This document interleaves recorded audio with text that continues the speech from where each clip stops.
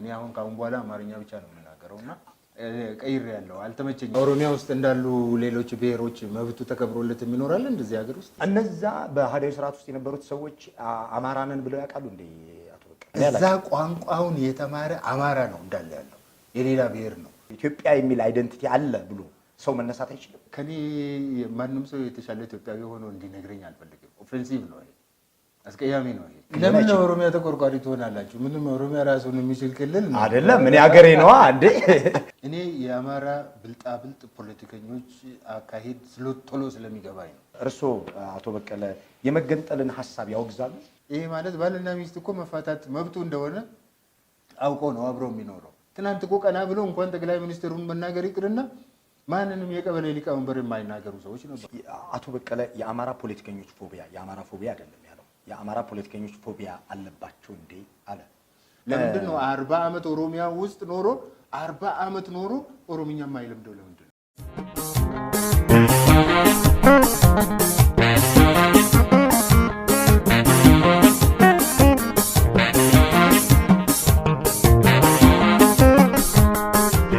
እርሶ አቶ በቀለ የመገንጠልን ሐሳብ ያወግዛሉ? እኔ አንድም ጊዜ ደግፌ አላውቅም። ይሄ ይቃወሙታል? እቃወማለሁ። ምክንያቱም እኛ እንደ አገር እኛ ብሔርስ እንደ ኦሮሞ ነው ራሴን እየቆጠርኩ ያለው። በዚህ ሀገር ውስጥ ማዕከላዊ ስፍራ ነው ያለ ነውና በህዝብ ብዛትም ብዙ ነን። ለሀገሪቱ ኮንትሪቢዩት ማድረግ የምንችለውም ብዙ ነገር አለ። ከሌሎች ህዝቦች ጋራ ተቃቅፈን የመኖር ፍላጎታችንም ከፍተኛ ነው። ባህላችንም ለዛ የሰጠ ነው። ስለዚህ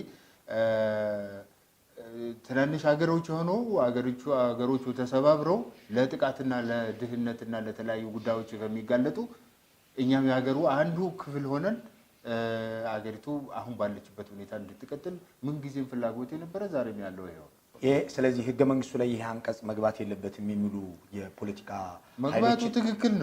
መግባቱ ትክክል ነው። ምክንያቱም የሌሎችን መብት ለማስጠበቅ ነው። ይሄ ማለት ባልና ሚስት እኮ መፋታት መብቱ እንደሆነ አውቆ ነው አብረው የሚኖረው። መብት ስላለኝ ልፋታ አይልም እኮ። መብት ያለው ነው አብረው የሚኖር። ዋናው አብረው የሚያኖረው ነገር በቃ ፍላጎቱ ነው፣ ፍቅሩ ነው፣ አንዱ ለአንዱ መተሳሰቡ ነው። ስለዚህ ይሄ ነገር መኖሩ ምንም ጣጣ የለውም። እዚህ ላይ ምንም የሚያመጣው ነገር የለውም። ይልቅስ እነሱ እንደ ጋራንቲ ይቆጥሩታል። ሌሎቹ እንደ ኦሮሞ ያሉ ሳይሆኑ ሌሎቹ ብሔረሰቦች ትናንሾቹ ወይንም ደግሞ በቁጥር አነስተኛ የሆኑት ማለት ነው። ትናንሽ ሲል ማንም ብሔር ከሌላው አይበልጥም እና እዛ ላይ የምለው እኔ ጋራንቲ ነው፣ ዋስትናቸው ነው። ምክንያቱም የሚያስተዳድረው ኃይል ይሄ አንቀጽ ስላለ እነዚህን ሰዎች በትክክል በአግባቡ ካላስተዳደርኳቸው ሊሄዱ ይችላሉ የሚል ነገር አለው። እነሱም ደግሞ ፈልገን ነው ያመጣ ነው የሚል ስነ ልቦናም ቀላል አይደለም። ከሌላ ህገ መንግስታዊ ፍልስፍና አንፃርም ሊታይ ይችላል። ይሄኛውን እንመለስበታለን። ይሄን የኪንግን መጽሐፉን እንደው እያነሱት ያለው ነገር ብዙ የሚያወያይም የመሰለኝ ስለሆነ ነው። አሁን አንቀጽ 39ን አምረው የሚጠሉ ሰዎች ኢትዮጵያውያን መገንጠልን አማራጭ አድርገን እንድንቆይ የሚያደርግ ነው፣ ኢትዮጵያዊነት ስሜትን ያዳክማል፣ ያኮስሳል የሚል ነው መከራከር። ይልቅስ እኔ ደግሞ በሌላ በኩል ነው የማየው። በወደድክም ጠላህም አንቀጹ ይሄ አንቀጽ ከተሻረ የትም አትደርስምና እንደፈለግኩ ጨቁናለሁ የማለት አስተሳሰብም ሊሆን ይችላል። አደገኛው ይሄ ነው። እንደው እኔ እንደሚመስለኝ ይሄ አንቀጽ ከተሻረ በኋላ በቃ አሁንስ ምን ትላለህ እና ትቀጥላለህ የትም ልትሄድ አትችልም የሚል ጨቋኝ ሆኖ መቀጠል ይቻላል እንዴ? ይቻላል። ለምን አይቻልም? ብዙ ሀገሮች ይችላል። እዚህም ችለን ኖረን አይደል እንዴ? አሁን የኛ ነባራዊ ሁኔታ ለመጨቋቆን ይመቻል ብዬ አስባለሁ። ምክንያቱም ኃይል ያለው ኃይል የሌለውን ይጨቁላል። በደንብ በስርዓት የተገደበ ህገ መንግስት ከሌለና ፈሪሃ እግዚአብሔር ያላቸው ሰዎች ያንን ቦታ እስካልያዙ ድረስ ሊቀጥል ይችላል። ኦሮሞ የመጨቆን ስጋት አለበት ብሎ ያስባል። የኦሮሞ ይሄን ያህል የመጨቆን ስጋቱ ካሁን በኋላ ያለ አይመስለኝም። አንደኛ ነገር ሊጨቆን የማይችል ህብረተሰብ ተገንብቷል። ካሁን በኋላ ማንም ሰው ተነስቶ ጨቁናለሁ ብሎ ቢል በምንም አይነት መንገድ ይሄንን ሊቀበል የማይችል ህዝብ ተፈጥሯል። አንደኛ ነገር። ሁለተኛ ህዝብ ቁጥሩም ቀላል አይደለም እና እንደዚህ በተፈለገው መጠን ማንንም ጭቆና ለመቀበል ዝግጁ ነው ያላሰብ። እርስዎ አቶ በቀለ ኢትዮጵያዊ ፖለቲከኞችን ኢትዮጵያዊ ሆነው የሚመጡ ማለት ኢትዮጵያን ማዕከል አድርገን ነው የምንነሳው የሚሉ የፖለቲካ ኃይሎችን አምረረው ሲከሷቸው ይደመጣል ብዙ ጊዜ። ማለት አማራጭ መሆን አይችልም። ኢትዮጵያዊነት ኢትዮጵያ የሚል አይደንቲቲ አለ ብሎ ሰው መነሳት አይችልም። በጣም ይችላል። እኔ አላልኩም እንዴ? እኔ እኮ ኢትዮጵያዊ ነኝ። እኔ የምቃወመው ነገር ምንድነው ታውቃለህ? አንተ መጀመሪያ ማን ቀጥሎስ ማን ብሎ ሃይራርኪካሊ በቅደም ተከተል አንተ መጀመሪያ ኢትዮጵያዊ ነህ ወይንስ መጀመሪያ ኦሮሞ ነህ? አንተ መጀመሪያ ወንድ ነህ ወይንስ መጀመሪያ ጠይም ነህ?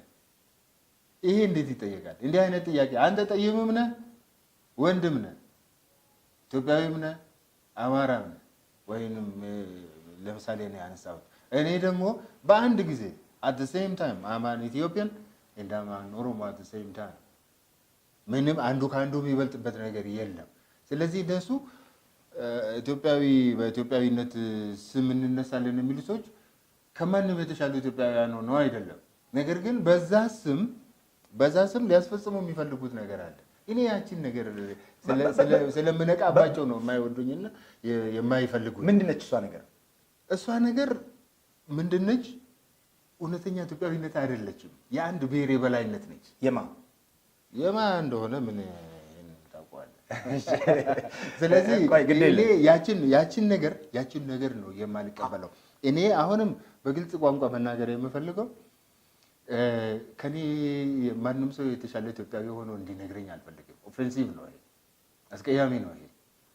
ኢትዮጵያዊነትን እንትን ላይሰንስ ወይንም ማስረጃ የሚፈልግ ሰው ካለ በሱ ያ በጣም ስህተት ነው። አቶ በቀለ ኦሮሞ ድንበሩ የት ድረስ ነው? አቶ በቀለ ኦሮሚያ ድንበሩ አለ። ይሄው አሁን ማፑ አለ ይመስለኛል። እስከ ራያ ይደርሳል የሚለው አሁንም የኦሮሞ ፖለቲከኞች ሀሳብ ነው። የወሎ ኦሮሞ ያለበት ሁሉ የኦሮሚያ ምድር ነው ብዬ አስባለሁ።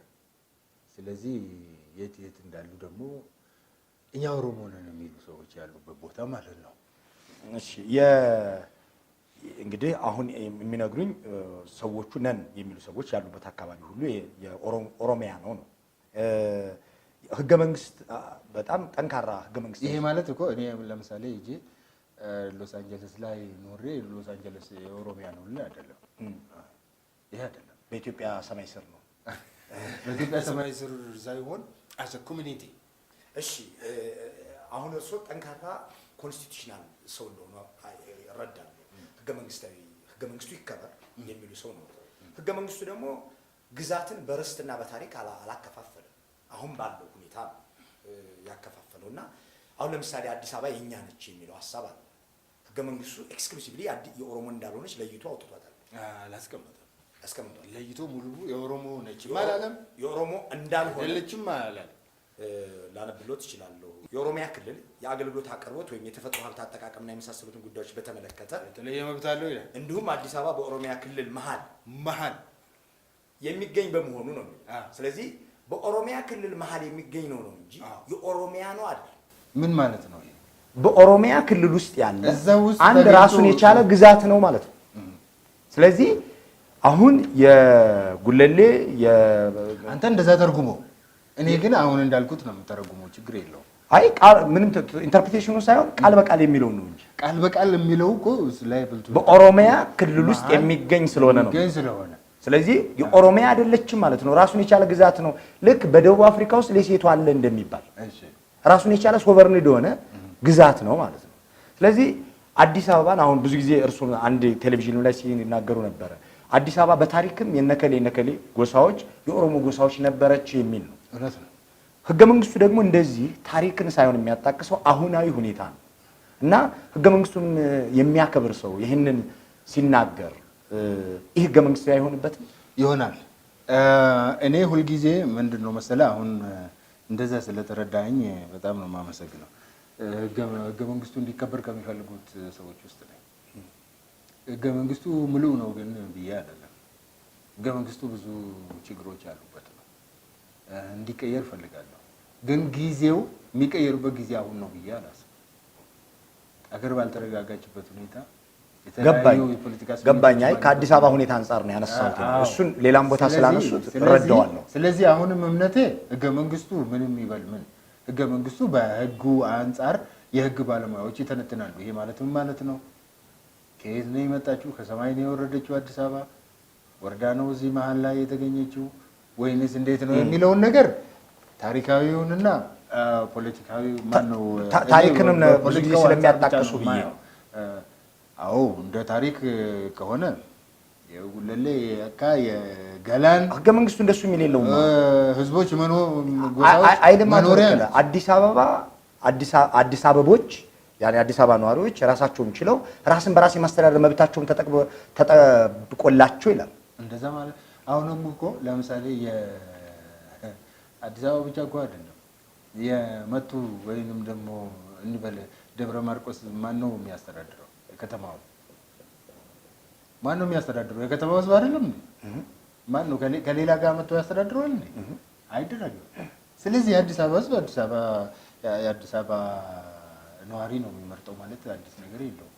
ስለዚህ አንድ ጊዜ ለስድስት የፖለቲካ ድርጅቶች ሆናችሁ ያወጣችሁት መግለጫ እርሶም ብዙ ሚዲያዎችን የከሰሱበት መግለጫ ያስታውሳል። የከሰሱበት ሳይሆን ስሜ የተጠለጠለበትና ያለ አግባብ ብዙ ሰዎች ያልተገባ ዘመቻ ከፍተውብኛል የሚሉበት ያ እዛ ላይ አዲስ አበባ የኦሮሞ ነች የሚል ይህ ህገ መንግስታዊ የሆነ አገላለጽ ተጠቅማችሁ ነው ስታቀርቡት የነበረው። ሲመቻችሁ ህገ መንግስቱ፣ ሳይመቻችሁ ታሪክ፣ አንዳንዴ ደግሞ ህገ መንግስቱን በመተው ይቻላል። ይኸውልህ ህገ መንግስቱን ኢንተርፕሬት በማድረግ ላይ እኛ በኢንተርፕሬት በምናደርገው ሌላው ሰው እንደዛ ላይ ተረጉሞ ይችላል። ነገር ግን የአዲስ አበባ ትናንት ማን ነበረች ዛሬስ ምንድን ናት የሚለው ነገር እኮ ብዙ ነገር ሊያከራክር ይችላል። አዲስ አበባ ትናንት የጉለሌ ህገ መንግስቱ ላይ ነኝ ገላን ህዝቦች መኖሪያ አልነበረችም ከተባለ ሌላኛው መከራከሪያ ነው። አንታይቴሲስ አለው እሱ የሚያነሱ ሰዎች አሉ። እሱ ውስጥ ሳልገባ ሆን ብዬ የተውኩት እኔ ህገ መንግስታዊነቱን ስለማቅ ነው።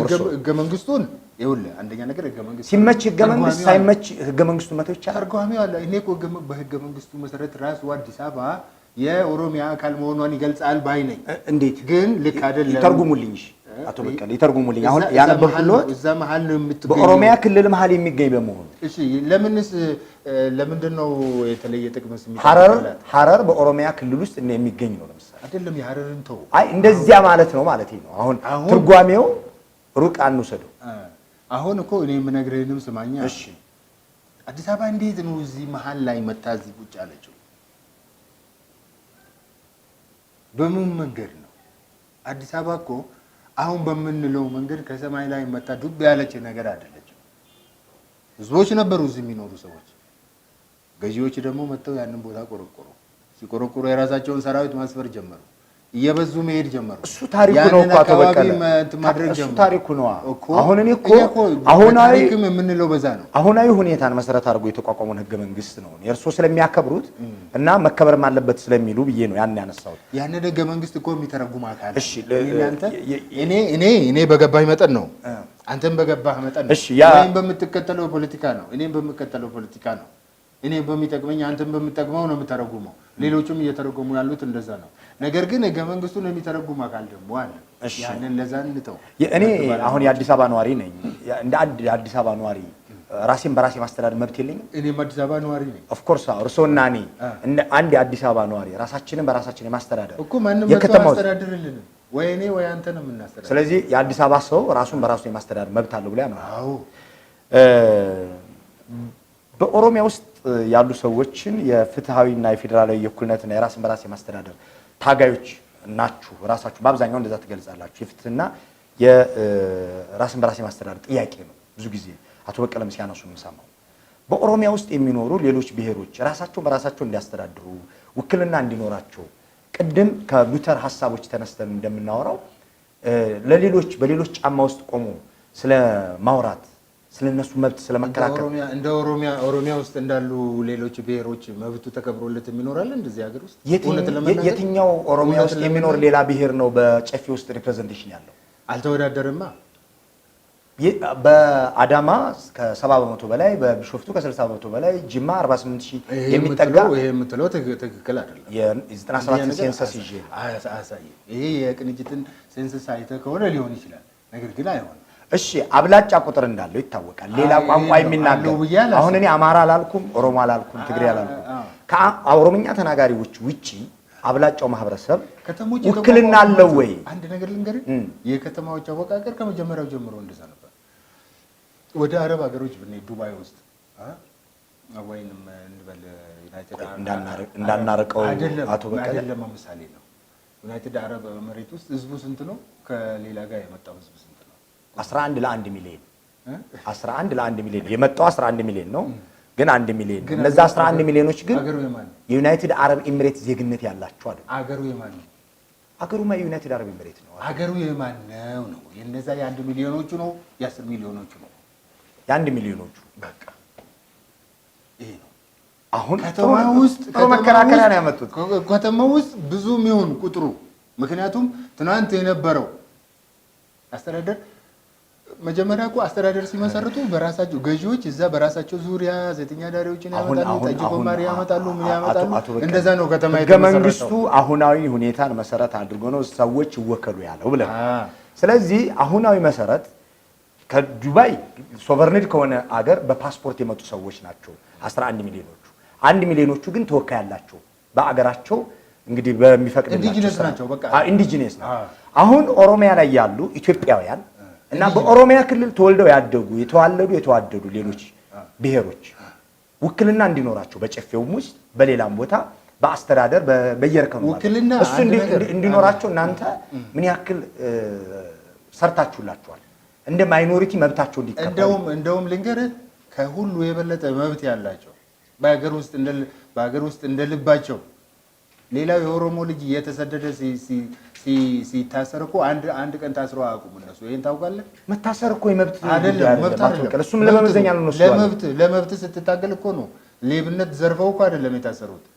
ዘርፈው የታሰሩ ሌቦችን እና ቀማኞችን አሁን የኔ ጥያቄ ለመብታቸው የሚታገሉ ህዝቦች ሲታሰሩ እንዴት ነው የታሰሩትና ያልታሰሩትን መለየት ሳይሆን የኔ ጥያቄ መወከልን ነው።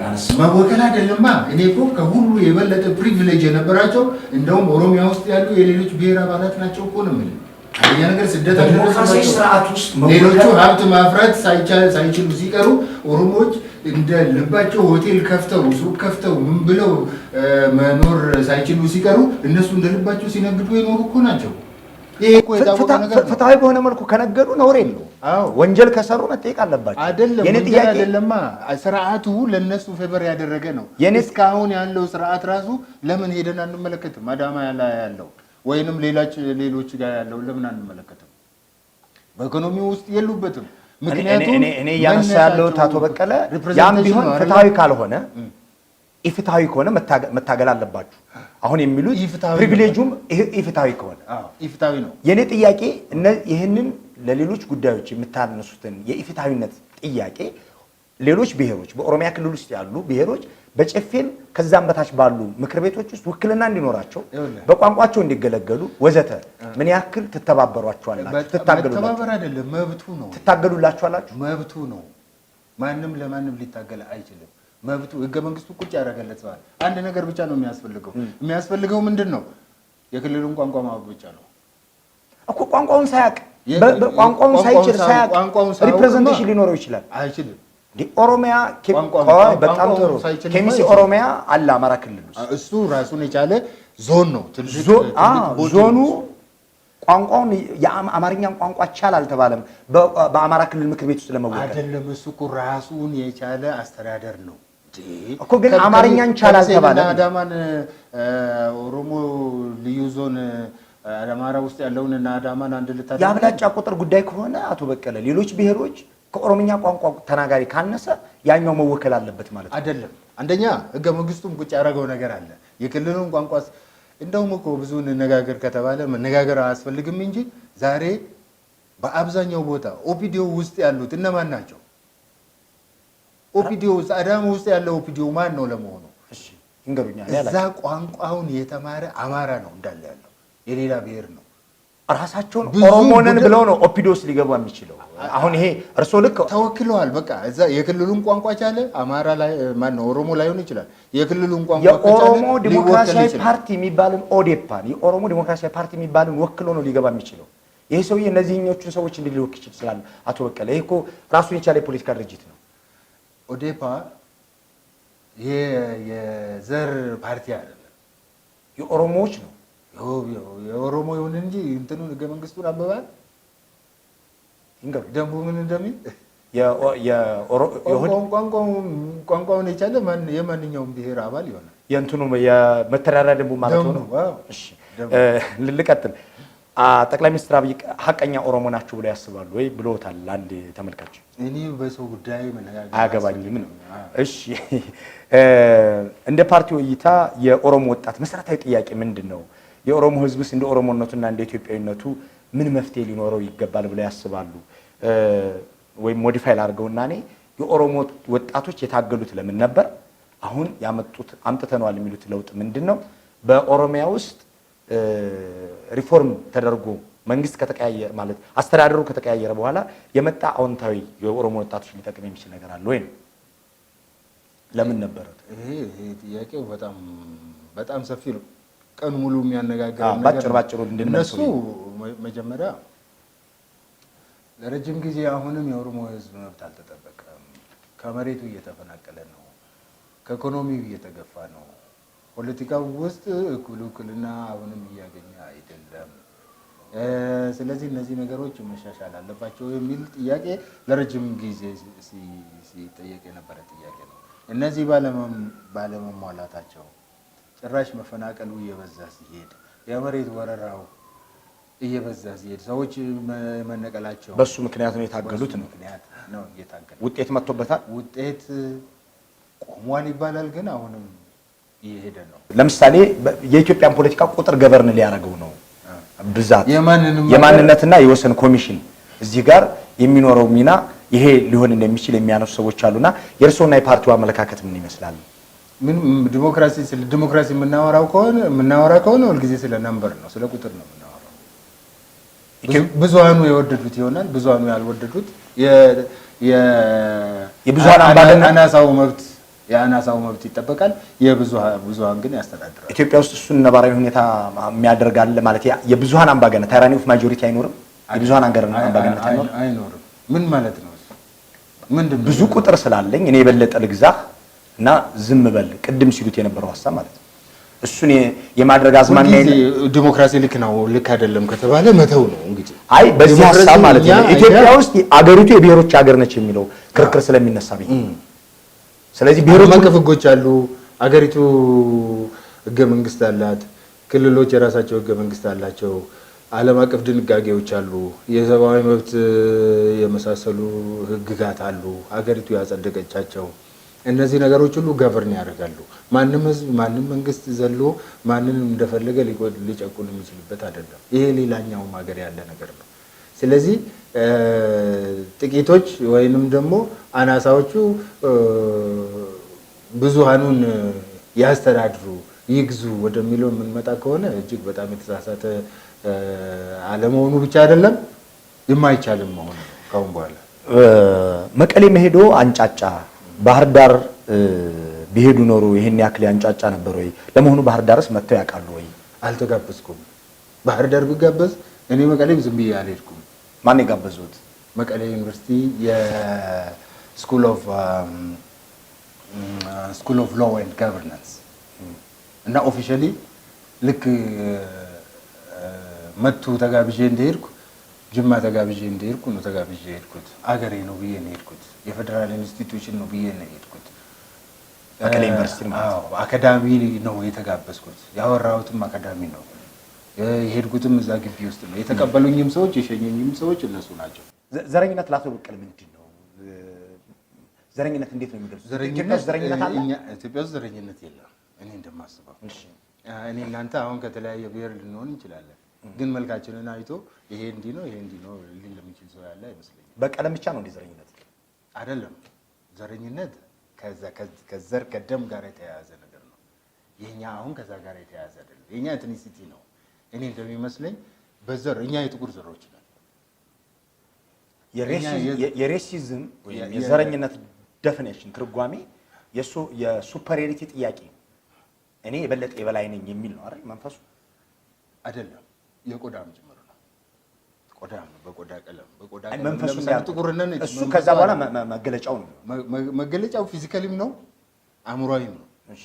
ስለዚህ እነሱ አሁን ዘራቸው ዘረኝነት በመካከላቸው እንዳለ ይታወቃል። በቆዳቸው በምናቸው ይታወቃል። አስተሳሰባቸው ነጭ ማርቲን ሉተር ኪንግ የሚለውም ይሄንን ነው። ነጭ ድሃ ሆነው ግን በነጭነታቸው ተኮፍሰው እኛ እኮ የበላይ ነን የሚለው አለ። ጥቁሮች ደግሞ የተማሩም ሆነ ሀብትም ያላቸው ሆነ የበታችን እንደ አይነት ፎርሜሽን የለም ኢትዮጵያ ውስጥ እንደዚህ አይነት ነገር የለም። ኢትዮጵያ ውስጥ ያለው በብሔር ደረጃ ያለ ነው። በብሔር ደረጃ ያለው ደግሞ ይኸው አሁን በመልክ እንደዚህ ምናምን የምትለየው አይደለም። ዘረኝነትን እንደዛ በመልክና በተለያየ መንገድ የምትለየው ነገር ነው። በጣም ግልጽ የሆነ ነገር ነው። ልዩነቱም ሩቅ ነው፣ ትልቅ ነው። በመካከላቸው ያለው እንትንም ጥልቅ ነው። በዚህ በእኛ ሀገር ግን ይሄ አይደለም። አንድ ማህበረሰብ አለ፣ ሌላ ማህበረሰብ አለ። ያ ሌላ ቋንቋ ይናገራል፣ ይሄ ሌላ ይናገራል። ያ እኛ ይላል፣ ይሄ ደግሞ እነሱ ይላል። እንደዚህ አይነት ነገር ነው። እኔና እነሱ የሚሉ ነገሮች ናቸው። እነዚህ ደግሞ የኔ የበላይ ነው፣ የለም የኔ የበላይ ነው። ሁለቱም ብዙ የማይለያዩና አንዱ ከአንዱ የማይሻለው ነው። የበላይነታቸውን እየተነጋገሩ ጊዜያቸውን ያሳለፉበት ነው የኛ ታሪክ እና በዚህ ደረጃ የሚገለጽ በዘረኝነት ደረጃ የሚገለጽ ባይሆንም ልዩነት ግን አለ። ምን ልንለው እንችላለን? እሱ ልዩነት አሁን ዘረኝነት ካላል ነው ዘረኝነት አግላይነት ነው። ልክ ቅድም እንደሚሉኝ ነጮቹ እኛ ብቻ ነን አውቶቡስ ላይ ሳይቀር ልክ ሉተር ብሔርተኝነት ብንለው እኔ ዘረኝነት ከምንለው ብሔርተኝነት ብለው ይሻለኛል። ብሔርተኝነትም ቢሆን ራሱን ቅድሚያ የሚሰጥ ራስ ወዳድ የሆነ ሀሳብ ነው ይሉታል። እሱ እኔ ከኔ ቤተሰብ እኮ ለራስ ቤተሰብ ቅድሚያ ትሰጣለህ። ናቹራል ነው። ዋናው ነገር ያንን ገቨርን የሚያደርግ ያንን በመሀል ሆኖ የሚያስታርቅ ስርዓት ማበጀት ነው የሚያስፈልገው እንጂ ለኔም ለሱም የሚሆን ስርዓት ማበጀት ነው እንጂ እኔ የተሻለ መፈለጌና አንተም የተሻለ እንደ ኪንግ ያሉ እንደ ማርቲን ሉተር ኪንግ ያሉ ሰዎች ግን ጥሩ የኔግሮ መምህር፣ ጥሩ የኔግሮ ሐኪም ወይም ጥሩ የኔግሮ ባለሙያ ለመሆን ማቀድ አይገባንም ይላል። ከራሳችን ዘር አልፎ የሚሄድ መልካም ስራ መስራት ይጠበቅብናል። አዎ አሁን እርሶ እንደ ፖለቲከኛ በአንድ በኩል እንደ አንድ መንፈሳዊ ሰው በሌላ ወገን ከእርሶ ቆሚለታለሁ ከሚሉት የህብረተሰብ ክፍል በዘለለ የሚሆን ከራሶ ኔሽን እንግዲህ ናሽናሊዝም ለወሰደው ብለውኛል። ከራሶ ኔሽን በዘለለ የሚሆን ሀሳብ ይዘው በፖለቲካው መስክ ቀርበው ያውቃሉ? እንደዛ ነው የምቀርበው ነው። ሰዎች አውቀው ለማጣመም ስለሚፈልጉ ነው እንጂ ለምን ያጣመሙታል? እኔ ለምን እንደሚያጣምሙ አላውቅም። ምክንያቱም ይሄ ትንሽ አብሮን የመጣ ባህላችን አለ። ምቀኝነት የሚባል ነገር አለ። ሌላ ደግሞ ይሄ ቅናት የሚባል ነገር አለ። አንድ ሰው ትንሽ እንትኑ ስሙ ከፍ ያለ እንደሆነ አይፈልግም። ምክንያቱም ሌላው ደግሞ በኢየሱ ስም ዱዋርፍድ የሆነ ወይንም ደግሞ እንትን የሆነ ይመስለዋል። እኔ እንደዛ ነው የሚመስለው። ለማንኛውም እዚህ ላይ ልቆ ስለመገኘት ነው ያነሳው። የአቶ በቀለ ፖለቲካ ጥያቄው እኩልነት ነው ወይስ ልቆ መገኘት? ልቆ መገኘት ማለት እኮ ኮምፒቲቲቭ ነው እንጂ ከሌላው የኔ ዘር ይበልጣል ማለት አይደለም። አሁንም ይሄንን በደንብ ማሰብ አለበት። አንደኛ ተግዳሮቶቹን እዚህ ጋር ልብ ብለህ አንብበህ ከሆነ ብዙ ተግዳሮቶች አሁን ነፃነታችንን ካገኘን በኋላ እኩልነታችንን ካገኘን በኋላ ትናንት ዝግ የነበሩ መንገዶች ሁሉ ዛሬ ክፍት በሚሆኑበት ቦታ፣ በሮች ዛሬ ክፍት በሚሆኑበት ቦታ ከፊታችን የሚጠብቀን ተግዳሮት ምንድን ነው? አንደኛው ልቆ መገኘት ነው፣ ተሽሎ መገኘት ነው፣ ጥሩ ስራ መስራት ነው፣ በሄድንበት ቦታ ኮምፒቲቲቭ እንሁን፣ ኢፌክቲቭ እንሁን የሚለውን ነው የሚመክራቸው። እኔም የምመክረው ይሄንን ነው። ስራ እንስራ፣ ከድህነት እንውጣ፣ የተሻለ ሆነን እንገኝ። በጣም ዛሬ ድንጋይ መወርወር ብቻ አይደለም፣ ዛሬ መንገድ መዝጋት ብቻ አይደለም የምንለው። ወጣቶቻችንን የምንመክረው የትም ቦታ ላለ ሰው እዚህ ይሄንን መጽሐፍ ልብ ብሎ ለተመለከተ ሰው እኮ ኢትዮጵያ ውስጥ ራሱ ለምሳሌ ኦሮሞ ነፃ ሆኖ ሌላው ነፃ የማይሆን ከሆነ እዚህ ቦታ ያለ ኢፍትሐዊነት የትም ቦታ ላለ ፍትሐዊነት ጠንቅ ነው፣ መርዝ ነው የሚለው። ስለዚህ አንድ ራስህን ነፃ አድርገህ ሌላው አያገባኝም ልትሉሉ አትችልም። አቶ በቀለ የአማራ ፖለቲከኞች ፎቢያ የአማራ ፎቢያ አይደለም ያለው፣ የአማራ ፖለቲከኞች ፎቢያ አለባቸው እንዴ አለ። እኔ የአማራ ብልጣብልጥ ፖለቲከኞች አካሄድ ቶሎ ስለሚገባኝ ነው ስለሚገባኝ ያንን የማልቀበል መሆኔ ደግሞ እሱ ብልጣብልጥ ፖለቲካ ምንድን ነው? ብልጣብልጥ ፖለቲካ በተፈጥሮ ሳይንስና ጥበብ ነው። ኢትዮጵያ በሚለው ስም የአማራን የበላይነት መልሶ የመጫን ሙከራ ነው። እኔ ያቺ ነገር አትመቸኝም። ቅድም ሊጫንበት የማይችል ማህበረሰብ ነው ያለው አሁን ኢትዮጵያ ውስጥ ብለዋል እኮ። እኔን ነው የፈጠረው። ከዛ ውስጥ ለምሳሌ ያንን ከማይቀበሉ ሰዎች ውስጥ የኦሮሞ ህብረተሰብ እኔን ነው የፈጠረው። ለምሳሌ መቀበል አልችልም፣ መሰረት የለም ብለውኛል።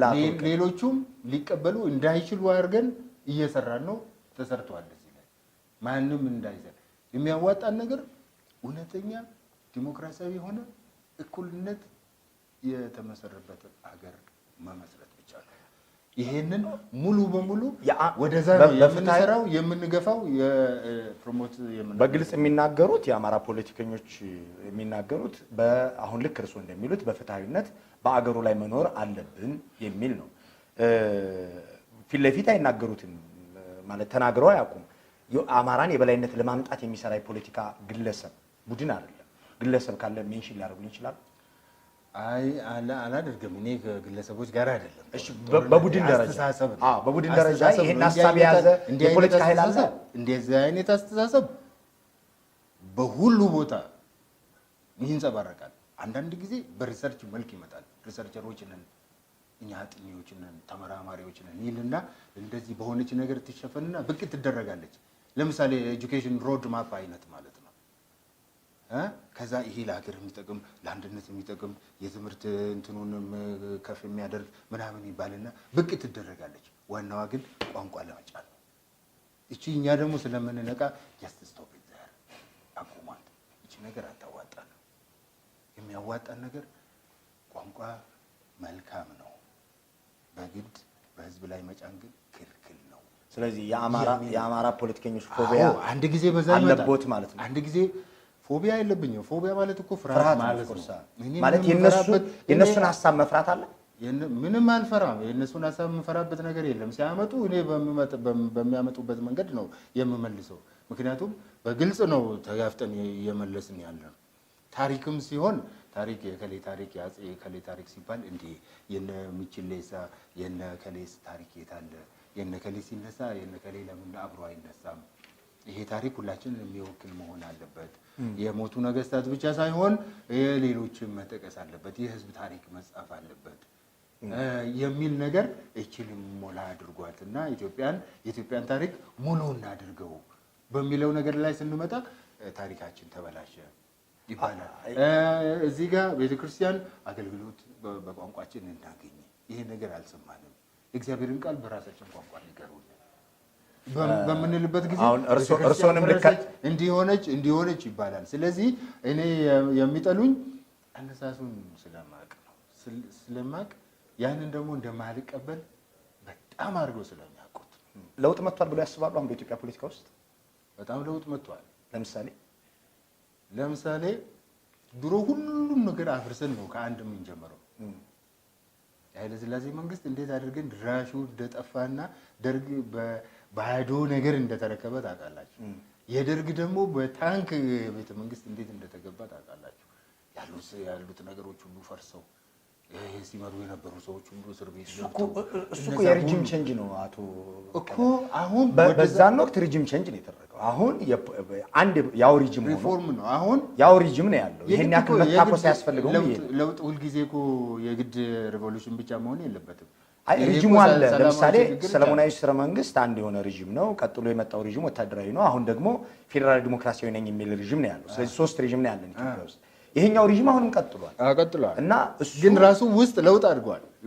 ለውጥ አምጥቷል። ለውጥ አላመጣም የሚባለው ነገር እኮ ይዞ ቀጥሏል የሚለው ሰርፕራይዝ እንዳያረጋግጥ ዛሬ ሰው የሚሳደቡ ሰዎች አገር ላይ ወጥተው እንደፈለጋቸው ማንንም መንግስትንም ጠቅላይ ሚኒስትሩንም ሚኒስቴሩንም ምኑንም የሚሳደቡ ሰዎች እኮ ትናንት የት እንደነበሩ ይታወቃል።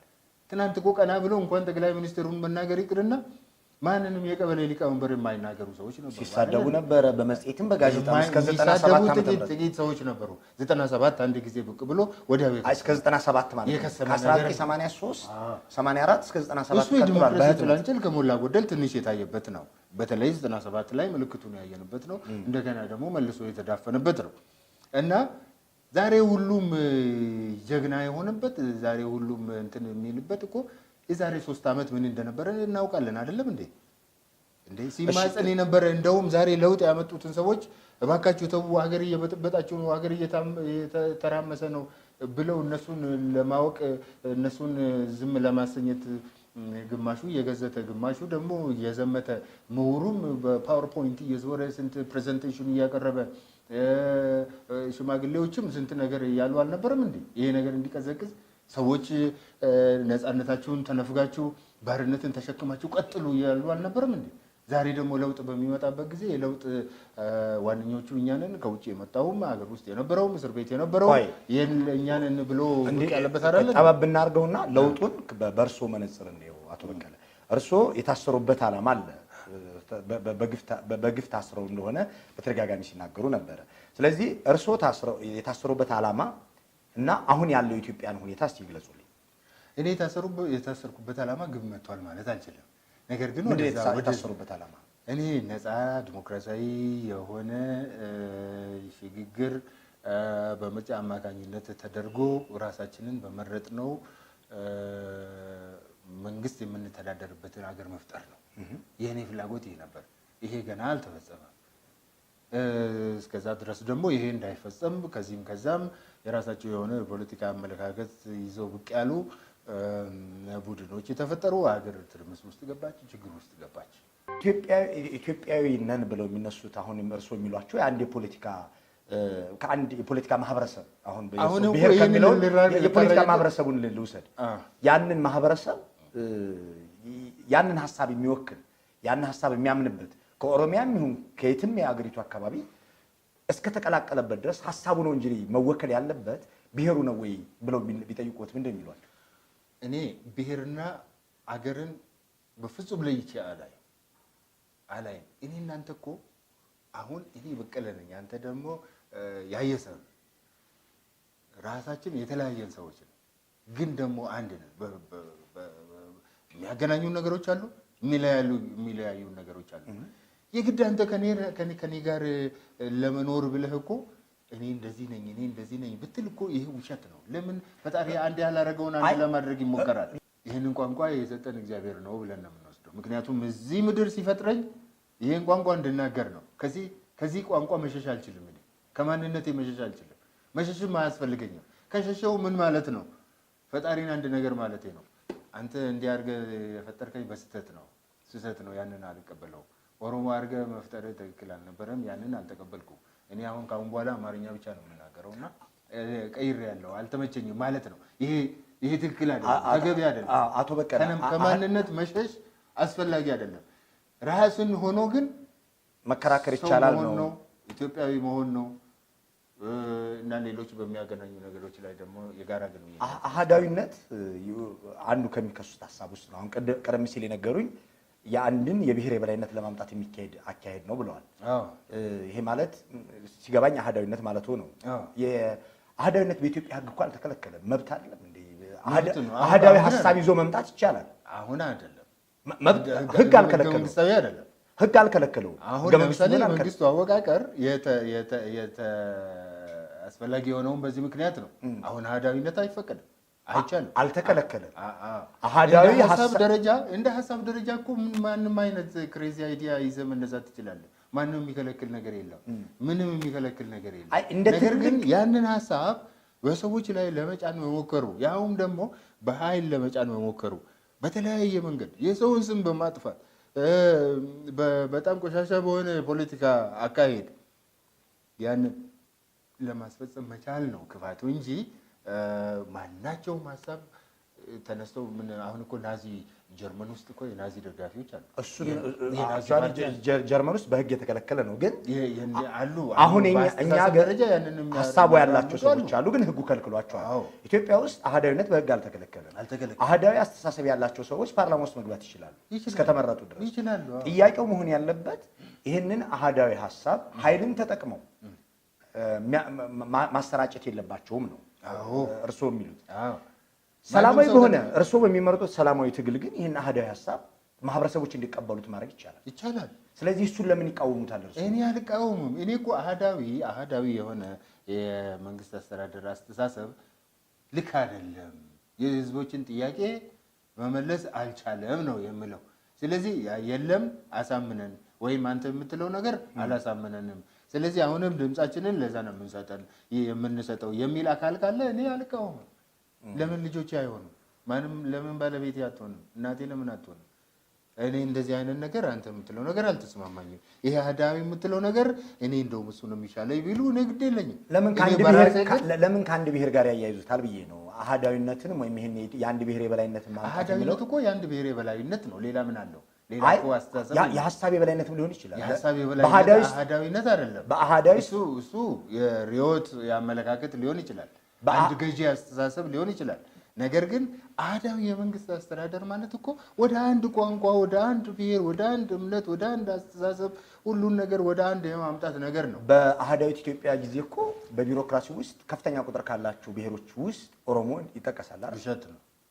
ከመሪዎቹ ጀምሮ ኦሮሞ ናቸው የሚሉት ሰዎች ሊኖሩ ይችላሉ። ውስጣቸው አስተሳሰባቸው ሌላ ሆኖ የገዢውን ስርዓት አመለካከት ይዘው ራሳቸው ግን ኦሮሞ ሆነው እንደዚህ ሊሉ ይችላሉ። አሁን ብዙዎቹ ያንን ሲያገለግሉ ኖረው በአንድ ወቅት ግን በማንነታቸው ጥቃት ሲደርስባቸው እንዴ ለካ ይሄ ነገር እንደዚህ ነው እንዴ ብሎ ተመልሰው ሄደው አሁን ያለንበትን ትግል ያፋፋሙ ሰዎች አሉ። ጀነራል ታደሰ ብሩ ማለት ነው አይነት አሁን ሌሎችም አሉ። በአንድ ወቅት ብድግ ብለው ወደዛ የሚመጡ ማለት ነው ከሚደርስባቸው ጉዳዩ ከሀሳብ ጋር ካያያዝነው አቶ በቀለ አህዳዊ ስርዓት ያዋጣል ብለው ያንን አህዳዊ ስርዓት የተቀላቀሉ የኦሮሞ ልጆች ነበሩ። በአህዳዊ ስርዓት ውስጥ በተለያየ ዘርፍ መንግስትን ሲያገለግሉ የነበሩና ኦሮሞም ይጠቀማል ብለው አምነውበት የሰሩ አይደለም። እነሱ ኦሮሞን ወክለው አይደለም፣ በዛ ሰዓት ራሳቸውን ወክለው ነው ያሉት።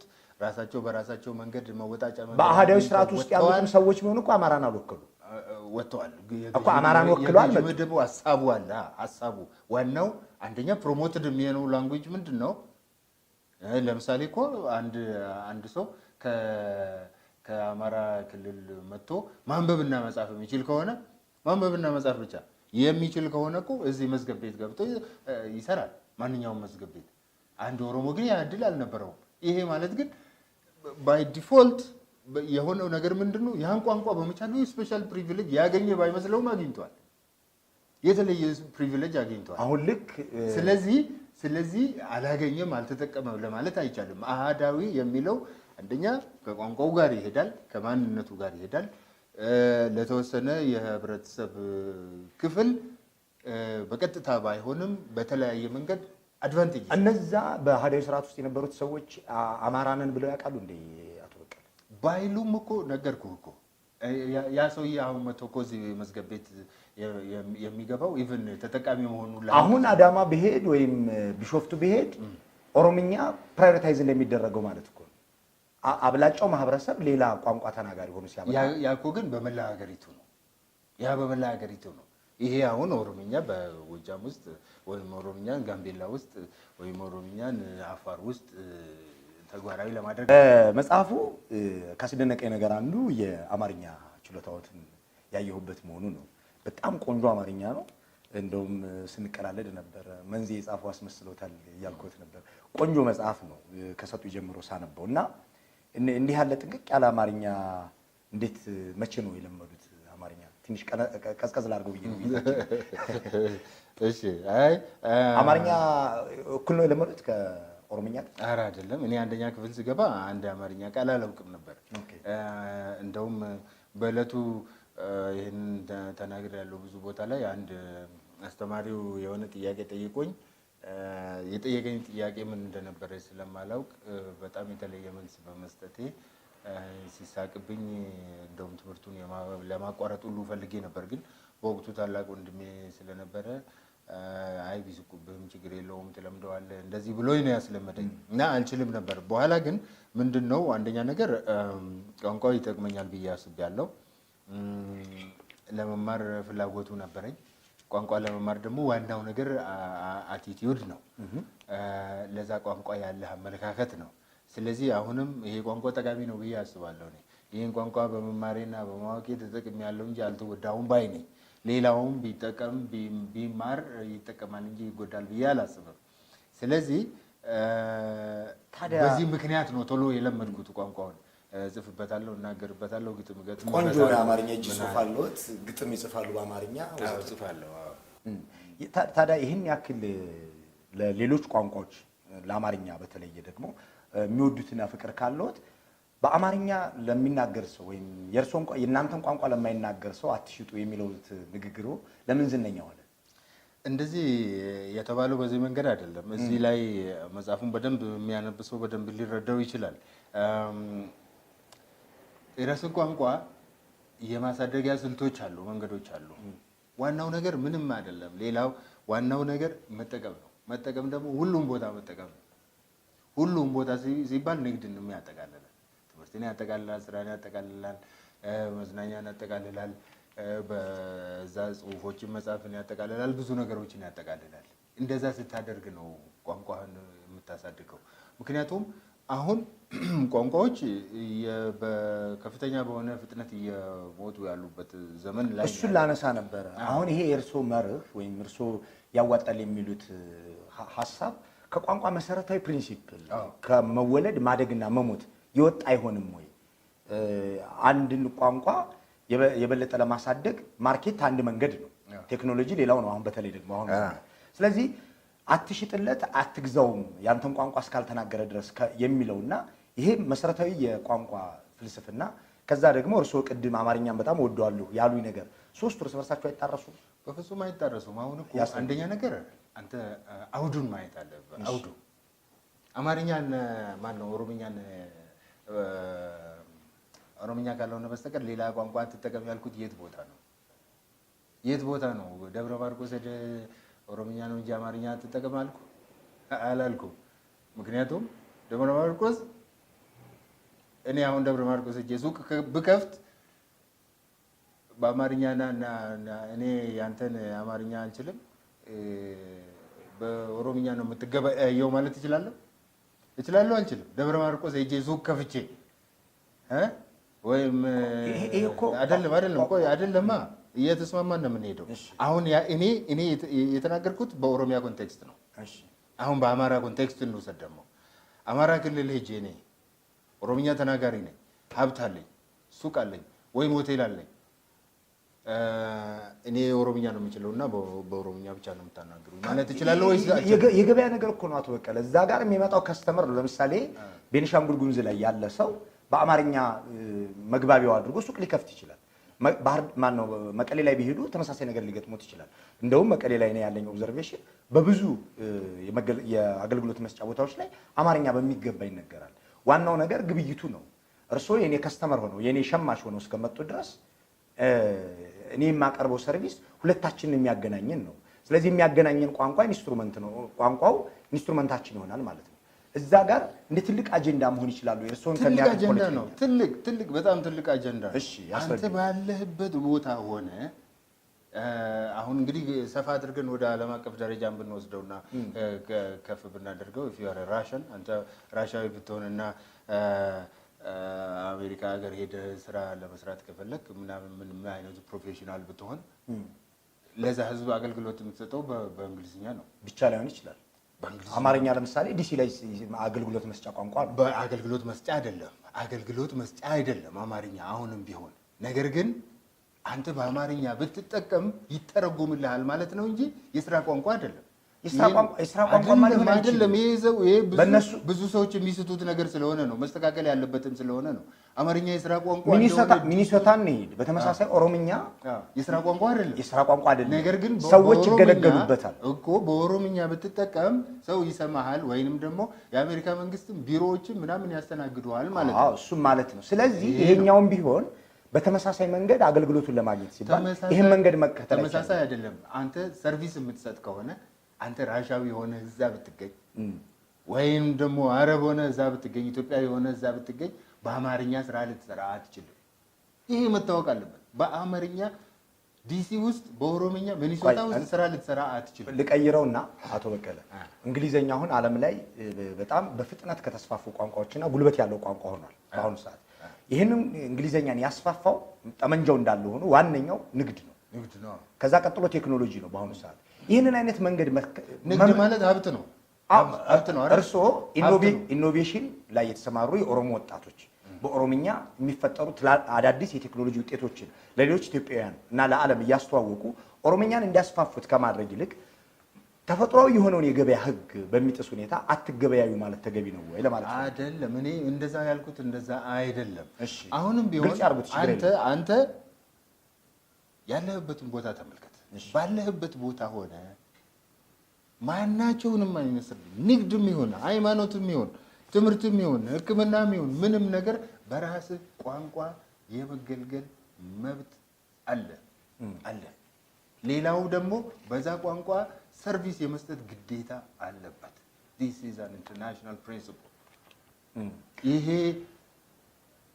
ኢትዮጵያ የተቀበለቻቸው ዓለም አቀፍ ህጎች፣ ድንጋጌዎች ሁሉ የኢትዮጵያን ህገ መንግስትና ሌሎችንም የክልሎችንም ህገ መንግስት ሁሉ ከግምት ያስገባ አሰራር ነው። በራሴ ቋንቋ ያዋጣል፣ ሙሉ በሙሉ ያዋጣል። ለገንዘቤ ሲል ትሰማለህ፣ ለገንዘቤ ሲል ይማራል። እኔ የፈረንጅን የምማረው ለምንድን ነው? እርሶ የእንግሊዘኛ መምህር ነው። አሁን እርሶ እንግሊዘኛ የሚያስተምሩት አዲስ አበባ ዩኒቨርሲቲ ውስጥ ተገዶ አይደለም፣ በፍላጎቱ ነው የሚያስተምሩት። በፍላጎቱ የሚያስተምሩት በዚህ በሚሰጡት ሰርቪስ ገንዘብ ስለሚያገኙበት ሰዎቹ የሚሰጡ ሰዎች ገንዘብ ስላላቸው ነው። እኔ አሁን የምለው ገንዘብ አለኝና በራሴ ቋንቋ አገልግለኝ ነው የምለው ሰውዬው። ሌላ ምንም ነገር አላልኩም። ገንዘቤን የምትፈልግ ከሆነ ሀብቴን የምትፈልግ ከሆነ የኔን ሪሶርስ የምትጋራ ከሆነ ሙቹዋል እኮ ነው ፍላጎቱ። አቶ በቀለ አንድ ሰው ብቻ አይደለም ሊፈልግ የሚችለው፣ ሸማቹ ሻጩ ሙቹዋል ነው ፍላጎታቸው። ምንም ችግር የለውም። ይኸውልህ ይሄ ነዋ ጥሩነቱ እዚህ ላይ ነው። ሰውየው ኦሮምኛ ባይናገርና አንድ ነገር ሊመርጥ ይችላል። ኦሮምኛ ተናግሬ ሞክሬ ኦሮምኛ የሚናገር ሰው ቀጥሬ ወይም ራሴ ተምሬ ብሸጥ ይሻለኛል ወይንስ ቢዝነስ ቢቀዘቅዝና ብከስር ይሻለኛል ብሎ ይመርጣል። ምክንያቱም ልክ እኔ እንግሊዝኛም በመማር ያዋጣኛል ወይስ አዋጣኝም ብዬ እንደተማርኩ ማለት ነው። ምክንያቱም እኔ ሪሶርሱን እንግሊዝኛ የሚያመጣውን ሪሶርስ ነው የፈለኩት፣ ያንን ሀብት ነው የፈለኩት። እውቀቴን በዛ ነው መሸጥ የፈለኩት ሀብቱ። ስለዚህ ያ ሰው ባለ ሱቅ ቁጭ ብሎ መወሰን አለበት። አሁን ይሄንን ባለሱቁ ነጋዴ ነው አቶ በቀለ እኮ በምልክት ቋንቋም ሊሸጥ ይችላል እኮ ይማራ። በምልክት ቋንቋም ሊሸጥ ይችላል። እርስዎ እንግዳ ሆነው ዩክሬን ቢሄዱ ያንን ቋንቋ መናገር ስለማይችሉ እዛ የሚያገኙት ሰርቪስ እንግሊዘኛ ካልሆነ ወደ ምልክት ነው የሚሆነው። ይኸውልህ ዩክሬን ራሱ አንድ 2-3 ቢሊዮን ይዤ ብሄድና በኦሮምኛ ብናገር ወይ ኦሮምኛ የሚናገር ሰው ያመጣልኛል ወይንም ደግሞ ኦሮምኛ ይረምዳል ራሱ ለኔ ለዛ ሲል ማለት ነው። ቢዝነስም ከሆነ እንደዛ የቢዝነስ ትራንዛክሽን። እርስዎ የሄዱት ቋንቋውን ለማትረፍ ነው ወይስ ንግድ ለማትረፍ? አይደለም። አንተ በቋንቋ ባለህ ሪሶርስ የራስህን ማንነት ፕሮሞት ታደርጋለህ። ይሄ እኮ ዓለም የሚያደርገው ነገር ነው። ቻይናዎች ምንድን ነው እያደረጉ ያሉት እዚህ? ኢትዮጵያ ውስጥ የጌዶኛ ትምህርት ቋንቋ ሳይከፈት እዚህ ወላይትኛ ሳይከፈት አዲስ አበባ ዩኒቨርሲቲ እኮ ቻይኒዝ ተከፍቷል። ብዙ ቋንቋዎች ሞተዋል ኢትዮጵያ ውስጥ ዓለምም ላይ። ይህንን ሞታቸው ተፈጥሯዊ ሞት ነው። የቋንቋ በቅድም እንዳሉ በተፈጥሮ ይሞታል። በተፈጥሮ ይሞት፣ ግን በተጽዕኖ ብዛት አይሞት። ተጽዕኖ ብዛት እንዲሞት አንፈልግም። ተጽዕኖ ማድረግ ደግሞ ተጽዕኖ አድርጌ ቋንቋ የማሳደግ ደግሞ የኔ መብት ነው። ስለዚህ እኔ ሰው ላይ መጫን አልፈልግም። እኔ እኮ ሌላ ምንም ነገር አልልም። ይኸው ገንዘብ አለኝ እና በዚህ ከኔ ጋር መግባባት ትፈልጋለህ ወይስ አትፈልግም? በቃ የሰውየው አማራጭ ነው። ስለዚህ ሰውየው ደግሞ አንድ ነገር ሊል ይችላል። እኔ ቀንስልሃለሁ ወይ በነፃ እሰጥሃለሁ እና በዚህ ቋንቋ ተጠቀም ቢለኝ ደግሞ እኔ ራሴን አንድ ባለሱቅ ስለዚህ ኦሮምኛን ወይም አማርኛን ወይም ወላይትኛ ሌላ ቋንቋ ምን ይችላል ፕሮቴክት ማድረግ ይችላል ማለት ነው። በደንብ አድርጎ ፕሮቴክት ማድረግ ይችላል። ቁጥሩ እየበዛ በሚሄድበት ጊዜ ተጽዕኖውም እየበዛ ይሄዳል። ዋናው ነገር ግን ምንድነው አንዱ አግባብ ባልሆነ መንገድ በጩኸት በግርግር የራሱን ቋንቋና ማንነት በሌላው ላይ መገንባት አይሞክር። እሱ ስምምነት ነው፣ ዓለም አቀፍ ስምምነት ነው። እኔ እንደምማረው እሱም ይማር። ለምንድን ነው 40 ዓመት ኦሮሚያ ውስጥ ኖሮ 40 ዓመት ኖሮ ኦሮምኛ የማይለምደው? ለምንድን ነው? አለመፈለግ መብት እኮ ነው አቶ በቀለ። ይሄኛው እንደ መብት ይቆጠር ይገባል። መግዛት መብት ነው። በቃ በጣም ጥሩ ነው። አሁን ይሄ ነው እኮ ሌላ ምንም ነገር አልፈለገም አይደለም። አንድ ሰው ሚኒሶታ ሄዶ ሳይፈልግ ቋንቋውን ሳይፈልግ ሪሶርስን ሊፈልግ አይችልም፣ አይገባውም። አንድ ሰው አሜሪካ ሄዶ እንግሊዘኛ የረባ እንግሊዘኛ ችሎታ ሳይኖረው ሊመጣ ይችላል። ነገር ግን መግባቢያ ለመግባቢያ የሚሆን ነገር አገልግሎት ግን ሊከለክሉት አይችሉም አሜሪካኖች። አንድ የወለጋ ልጅ ሚኒሶታ ሄዶ 10 ዓመት ቆይቶ ኦሮምኛ ሳይችል ቢመጣ ኢትዮጵያ ውስጥ አሜሪካ ውስጥ በነበረው ቆይታ እንግሊዘኛ ባለመቻሉ ሰርቪስ ሊከለከል አይችልም። እንግሊዝኛ ሚኒመም ከፓሴጅ ከእንትኑ ጋራ ወይ በቴክኖሎጂም ይሁን ወይ በአስተርጓሚም ይሁን ወይ በምልክትም ይሁን ነገር ግን ያንን አገልግሎት ሊያሰጥ የሚችል እውቀት ግን ግድ ነው። ማን ነው ዝም ብሎ አምጥቶ እሱ በተኛበት አምጥቶ እንጀራ የሚያጎርሰው? አቶ በቀለ ፖለቲከኛ እንደሆኑ ነው ብዙ ሰው የሚያውቀው። ሃይማኖተኛ ነው እንዴ? አዎ አጋጣሚ ሆኖ እኔና ማርቲን ሉተር ኪንግ የምንከተለው የሃይማኖት ሴክት ተመሳሳይ ነው፣ ፕሮቴስታንት ነን። እኔ ልክ እንደሱ ቤተሰቦች የኔ ቤተሰቦች የፕሮቴስታንት ባክግራውንድ ባይኖራቸውም የሱ አባቱም አያቱም የሚስቱ አባትም እንደዚህ ሙሉ በሙሉ ከፕሮቴስታንት ባክግራውንድ የመጣ ነው። የኔ በርግጥ ከኦርቶዶክስ ባክግራውንድ ነው ወደ ፕሮቴስታንት የመጣ ነው። ከዛ ቀደም ሲል ደግሞ አገፈታ ነበሩ እና እንደዚህ አይነት ነገር ነበረ። ነገር ግን አሁን በምንከተለው አሁን ራሴ በማየው እና ራሴን በምገምተው መጠን ያ መንፈሱም ትንሽ ተጽዕኖ ያሳደረብኝ ይመስለኛል። ፖለቲከኛነትና ሃይማኖተኛነት አብረው ሄዳ መሄድ ይችላል። ኪንግ ፖለቲከኛ እንዳልሆነ በተደጋጋሚ ተናግረዋል። በጣም ይሄዳሉ። ፖለቲካ ማለት ያው የአስተዳደር ዘይቤ ነው። እንዴት ነው ይሄን ሀገር ማን ነው የሚያስተዳድረው? በመልካም ሁኔታ ሊስተዳደር የሚችለውስ እንዴት ነው? ገቢዎችን የሚሰበስበው ማን ነው? ሀብትን የሚቆጣጠር ማን ነው? ከህዝብ የሚሰበሰብ ገንዘብ ደግሞ በትክክል ስራ ላይ ውሏል ወይ? እንዴትስ በትክክል ስራ ላይ ማዋል የሚቻለው እንዴት ነው የሚሉ ጥያቄዎች ናቸው። ከዚህ ምንም የተለየ ነገር የለው። ስለዚህ በእነዚህ ጉዳዮች ላይ ደግሞ እንደውም የሃይማኖት ሰዎች በእምነታቸው የጸኑ ሰዎች እንደዚህ አይነት ቦታ ላይ ቢቀመጡ ፈሪሃ እግዚአብሔር ያላቸው ሰዎች መልካም ይሆናል የሚል እምነት ነው ያለኝ። የሃይማኖት አንዱ ፕሪንሲፕል ሌሎችን ጠላትን እንደ ራስህ አድርገህ ውደድ ነው። አዎ ፖለቲካ ደግሞ ዊዛውት አዘሪንግ አይፈጠርም። ጠላት ሳይኖር ፖለቲካ ኤግዚስት አያደርግም። ለምሳሌ ድህነትን ለመፋለም የሚነሳ የፖለቲካ ኃይል የድህነት ዘበኛ ብሎ የሚጠራው አንድ የሆነ ቡድን ሊኖር ይችላል። አስተሳሰቡን የሚያራምድ ሰው ሊኖር ይችላል ወዘተ። ስለዚህ ይሄንን ጠላት ለማጥፋት ነው የሚሰራው ፖለቲካ በተፈጥሮ። እዛው ላይ ደግሞ ጠመንጃ አለው ፖለቲካ ላይ እና ሃይማኖተኛነትና ፖለቲከኛነት እነዚህ እርስ በርሳቸው የሚጣረሱ ነገሮች አሉ። እዚህ ላይ ይናገራል። ለምሳሌ የሃይማኖት ሰዎች ወይንም ደግሞ በእምነት የጸና እምነት ያላቸው ሰዎች ፍቅርን እንጂ ስልጣንን አይፈልጉም። ስልጣን ያላቸው ሰዎች ደግሞ ፍቅር የላቸውም የሚል ነገር ሁሉ ያነሳል እዚህ ላይ። ነገር ግን አይደለም። ስልጣን ላይ ያሉ ሰዎች በፍቅር ህዝብን ካላስተዳደሩ ካልገዙ መጨረሻቸው እንደማያምርና ዋነኛው ኮምፖነንት እንደውም ፍቅር መሆን እንዳለበትና የመልካም አስተዳደር ምንጩም ፍቅር መሆኑን ነው የሚገልጸው እዚህ ላይ። ፍቅር ደግሞ ለብቻው ስልጣን ካልያዙ ልፍስፍስ መሆኑንም ይናገራል። ስልጣን ካልተያዘ ፍቅር ብቻውን ዋጋ የለውም። ስለዚህ ያንን ፍቅር ተግባራዊ በፍቅር ነው ወይስ በሐሳብ መመራት ያለው? ይሄ ማለት እኮ ፍቅር ማለት እኮ ለሰዎች መልካም መመኘት ማለት ነው። የግድ እኔ እንደዚህ ሁንልኝ እንደዚህ ሁኝልኝ አይነት ነገር ሳይሆን ፍቅር ማለት እኮ በተለይ ወደፊት ታነሳው እንደሆነ አላውቅም አጋፔ ፍቅር የሚባለው አሁን ለሰዎች ፈጣሪ ስለወደደን እኛም ለሰዎች መልካም አስተሳሰብ እንዲኖረን የሚል ነው እና ፍቅር ከመልካም አስተዳደር ጋር ይሄዳል። የማታፈቅረውን ሰው ትጨክንበታለህ። የምትወደውን ሰው ግን በመልካም ሁኔታ ትይዘዋለህ። ስለዚህ ስልጣንና ፍቅር አንድ ላይ ይሄዳሉ። ፍቅር ያለ ስልጣን ልፍስፍስና ደካማ ይሆን፣ ስልጣን ያለ ፍቅር ደግሞ አምባገነንና ጨካኝ ይሆናል። ስለዚህ ሁለቱ ተያይዘው የሚሄዱ ነገሮች ናቸው። እንደውም የሃይማኖት ሰዎች የፖለቲካ ሰዎች ቢሆኑ በጣም መልካም ነው። እርስዎ ሰውን ሳያበላልጥ መውደድን መርህ የሚያደርገውን የሃይማኖት መርህ እና ይህንን አመኘበት ተረጎምኩት የሚሉትን የማርቲን ሉተርን ህልም አለኝ መጽሐፍን የሚያቀነቅነውን የሰላማዊ የትግል መንፈስና ሰውን መውደድን እርስዎ ለዚህ ያለው ታማኝነት ምን አይነት? ብዙዎች ኮስችን ያደርጉታል። ይሄን ጥያቄ ይሄንን ኮስችን ሊያደርጉ ይችላሉ። ነገር ሰው ሁሉ እኩል ይወዳሉ አቶ በቀለ?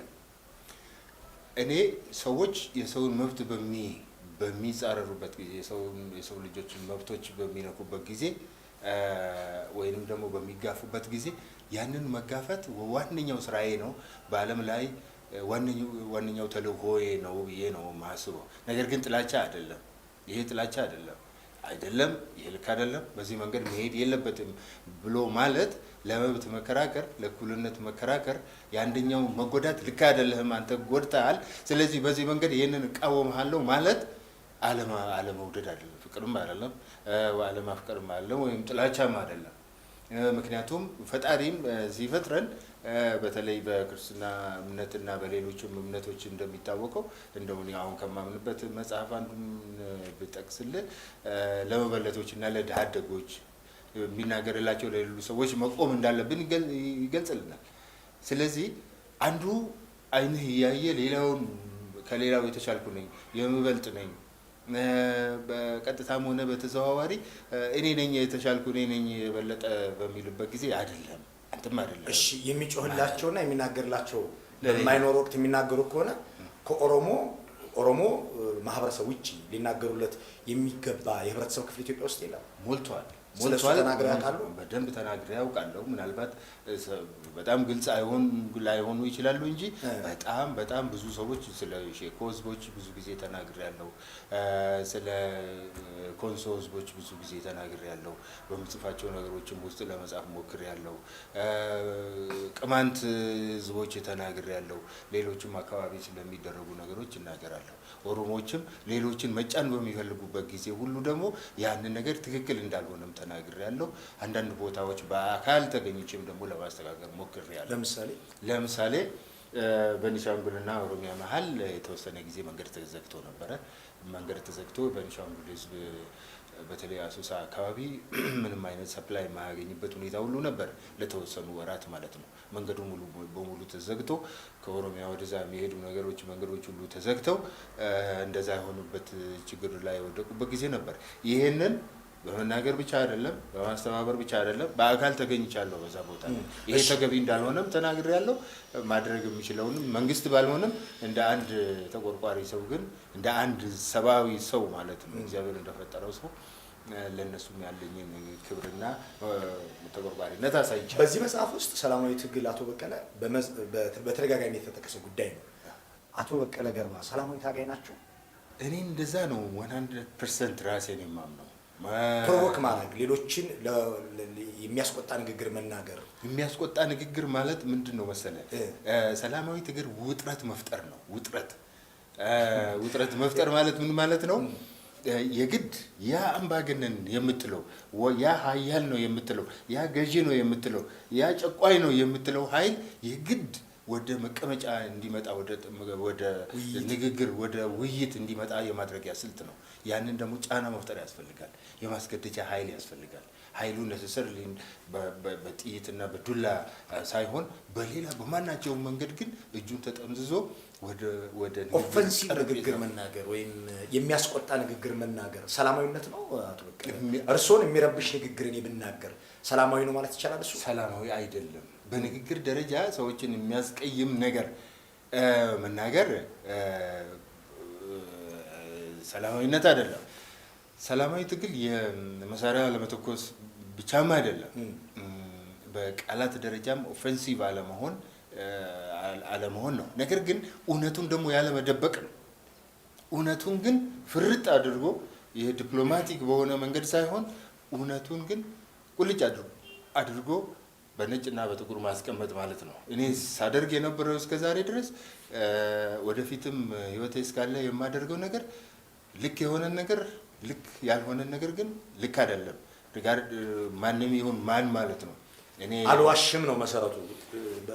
ትክክለኛ ራስን አልዋሽም ብሎ እንደዚህ መልአክ አድርጎ መቁጠር አልፈልግም። ነገር ግን ራሴን በማምነው መጠን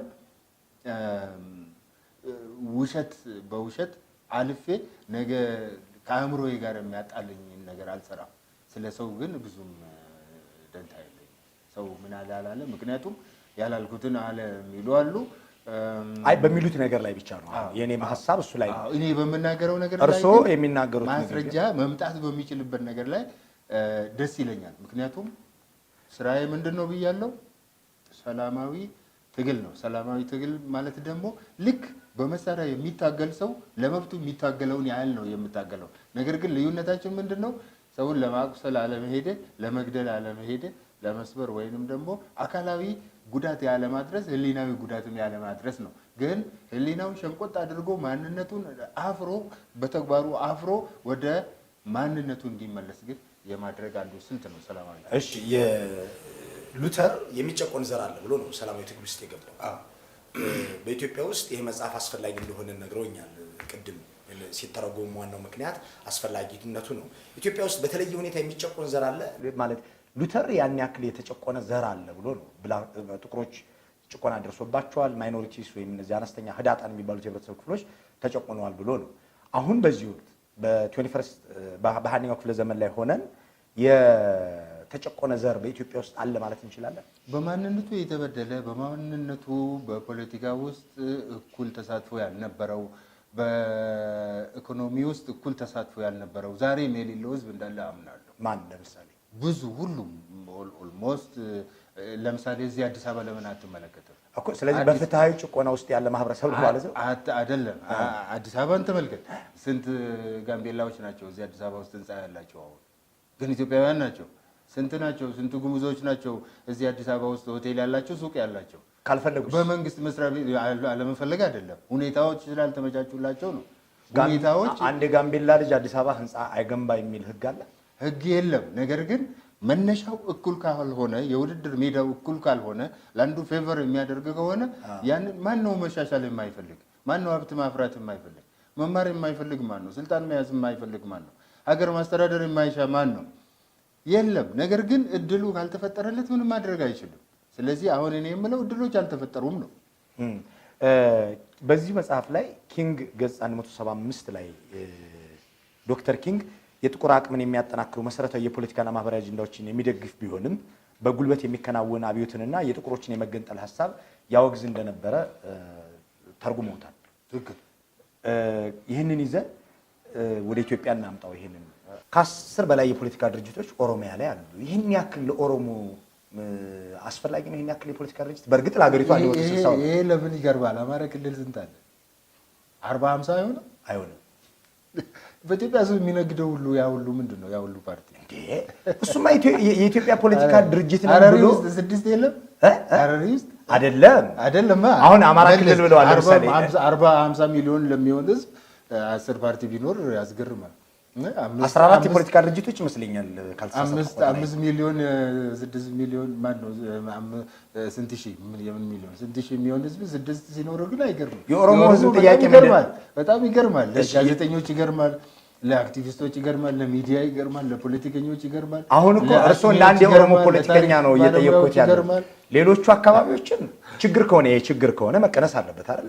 ሌላም ቦታ ቢሆን ሌላ ቦታ የተሰራ ስህተት ኦሮሚያ ላይ ሲደገም ትክክል ነው። ለምን ኦሮሚያ ተቆርቋሪ ትሆናላችሁ? ምንም ኦሮሚያ ራሱን የሚችል ክልል አይደለም። እኔ ሀገሬ ነዋ እንዴ! እኔ መጠየቅ አለብኝ እንደ አንድ ኢትዮጵያዊ። የኔ ጥያቄ አልጠየቅማ፣ ሌሎቹን ስላልጠየቅ ነው። ሌሎቹን አሁን የሐረሪ መልስልኝ።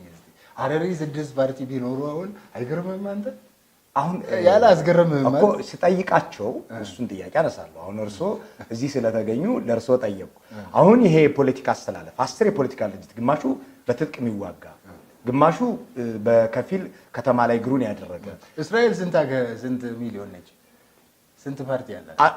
10 ሚሊዮን 11 ሚሊዮን ናቸው። ስንት ፓርቲ ያለ? አሁን አቶ በቀለ ምንም አይገርምም። የኦሮሚያን ያህል የቆዳ ስፋትና ህዝብ ቁጥር የሌላቸው ሀገሮች በጣም ብዙ ፓርቲዎች። የኦሮሞ ህዝብ ጥያቄ ምንድን ነው ለእርሶ? ከሰላም ከልማትና ከዲሞክራሲ ውጭ ይሆናል? በዚህ ሀገር ውስጥ እንደ ቁመቱና እንደ ብዛቱ እንደ ሀብቱ እንደ ጂኦግራፊካል ሎኬሽኑ ሴንትራሊቲ ይዞ መቀጠል ነው። በሀገር ውስጥ ማዕከላዊነት ምን አይነት ማዕከል ሆኖ የሀገሪቱ ጂኦግራፊካል ማዕከላዊነት ነው? የፖለቲካ ማዕከላዊነት ሁሉ ጂኦግራፊ እንዴት ኦሮሚያ እንዴት ተከበው በሌሎቹ እንዳለ አታውቅም እንዴ? ስለዚህ አቃፊ ነው። እነዚህን ሁሉ አቅፎ ትልቅ ሀገር ሆኖ መኖር ነው የሚፈልገው። በአዲስ አበባ የኦሮሚያ ልዩ ጥቅም ዙሪያ የሚከራከሩ ሰዎች ከአንድ አካባቢ የመጡ ናቸው የሚሉ ድምጾች ይሰማል። እርሶስ እንዴት ያዩታል የሚል እቺ ኦሮሞን ለመከፋፈል እቺን ስለምንነቃ ነው የሚጠሉን ታውቃለህ። እቺ ኦሮሞን ለመከፋፈል የምትደረግ ሴራ ነች። እቺ ወይ ሀረር ነው የሚያነሳው ወይ ወለጋ ነው የሚያነሳው ሌላ ኦሮሞ አያነሳም ለማለት ነው። እቺ የዚህ የተንኮለኞቹ አባባል ነች እንጂ መሰረት የሌላት ነች። አዲስ አበባ ነች የሚል ሊሆን ይችላል። አዲስ አበባ ኢትዮጵያ ነች ሊሆን ይችላል። ይህን ጥያቄ የሚያነሱት ከሆነ አንድ አካባቢ የመጡ ናቸው የሚሉ ሰዎችም አሉ። የአዲስ አበባን ጉዳይ የሚያነሱት የአዲስ አበባ ጉዳይ ያው የአዲስ አበባ አስመስለው ያንሱት እንጂ የአንድ ብሔር ጉዳይ ነው። ሰዎቹ ሲያነሱት ውስጡም የሚታየው አካሄዱም የሚታየው ንግግሩም የሚታየው ሞቢላይዝ የሚደረገው ምንድነው ማረጋገጫው ከውስጥ ያለው አቶ በቀለ? ያው እንግዲህ አይን ገልጦ ማየት ነው አይደል? እንግዲህ እሺ፣ አሁን እርሶ የኦሮሞ ፖለቲከኞችን ለመከፋፈል ነው ኦሮሞን ለመከፋፈል ነው እዚህ የሚሉት አሉ። በዚህኛው ሳይድ ያለውን ደግሞ ይወነጅሉታል። ባላንስ ይመጣል። ይሄ ማለት የእርሶን ሎጂክ አያፈርስቦት? አሁን እንግዲህ አድማጩ ነው ለዚህ ፍርዱን እንዲህ አይነት ነገሮችን ሀሳባችንን ሰንዝረን ልክ ሊሆን ይችላል አይሆንም ይችላል የሚለውን ነገር አድማጩ እንዲረዳው ወይንም ደግሞ ለአድማጩ መተው ያስፈልጋል። በማንኛውም የኃይል አልባ ትግል ውስጥ 4 መሰረታዊ ደረጃዎች አሉ ይላል ሉተር። ፍትህ አለመኖሩን ማረጋገጥ፣ መረጃ ማሰባሰብ፣ ችግር መኖሩ ከተረጋገጠ ችግሩ ለሚመለከተው አካል ከሚመለከተው አጋር ጋር መነጋገር፣ አሁንም ያው ሰላማዊ ነው። ራስን ማጽዳትና ለትግል ማዘጋጀት፣ 4ኛ ቀጥተኛ እርምጃ መውሰድ ይላል እና የኔ ጥያቄ የሚሆነው ያው ከዚህ ይሄን መነሻ በማድረግ የቄሮ ትግል ኃይል አልባ ነው ብለው ያስባሉ? በትክክል እነዚህ ደረጃዎች ውስጥ ያለፈ ይመስለኛል። አንደኛ ነገር ቄሮ እንደተደራጀ ኃይል አይደለም። ይሄ ነገር አለ ይቁም። ለምሳሌ ለዚህ ነገር ሁሉ እንደ መንስኤ ብዙ የተጠረቃቀሙ ነገሮች ቢኖሩም ለቄሮ ትግል መፈንዳት ምክንያት የሆነው በአዲስ አበባ ላይ የተደረገ በማስተር ፕላን ስም ሊደረግ የታሰበው ወረራ ነው። አዲስ አበባ ቆዳ ስፋቷን 30-40 ጊዜ በማስፋት እዛ አካባቢ ያለውን ሕዝብ ለመንቀልና ለማጥፋት ማንነቱን ለማጥፋት የተደረገው ዘመቻ ነው። ስለዚህ ነምበር 1 ችግር አለ ወይስ የለም ተብሎ ታስቧል። ችግር አለ። ምንድነው ችግሩ? ይኸው ሕዝቦች እየተፈናቀሉ ነው፣ ከሀገር እየጠፉ ነው፣ ለድህነት እየተዳረጉ ነው። አንድ መኖሩ ተረጋገጠ። ከዛ በኋላ ይሄን ነገር መወያየት ይቻላል። አዎ፣ ለመንግስት ማቅረብ፣ መንግስትን ተው ይሄ አዋጣም፣ ይሄ የማስተር ፕላን የምትሉት ነገር አዋጣምና አቁሙት ተብሎ ተነግሯል። 2ኛው ስቴፕ ማለት ነው። 3ኛ ምን ማድረግ ይሻላል? እነዚህ ሰዎች እምቢ ያሉ በሚባልበት ጊዜ እንግዲህ ለትግል መዘጋጀት ነው። እባካችሁ ስትዘጋጁ ደግሞ ምንም ነገር እንዳይጠፋ እንዳይወድም ጥንቃቄ እያደረጋችሁ እርምጃ ወደ መውሰድ እንገባለን ተብሎ ተነግሯል። እርምጃው ምን አይነት ነው? አሁን ማለት አራተኛው ተገቢውን እርምጃ መውሰድ ነው። እርምጃው ምንድን ነው? እዚህ ብዙ የሰላማዊ ትግል አካሄዶች አሉ። ሰላማዊ ሰልፍ መውጣት አለ። ኦሮሚያ ውስጥ 2200 ቦታዎች በአንድ ቀን ሰላማዊ ሰልፍ ተደርገዋል።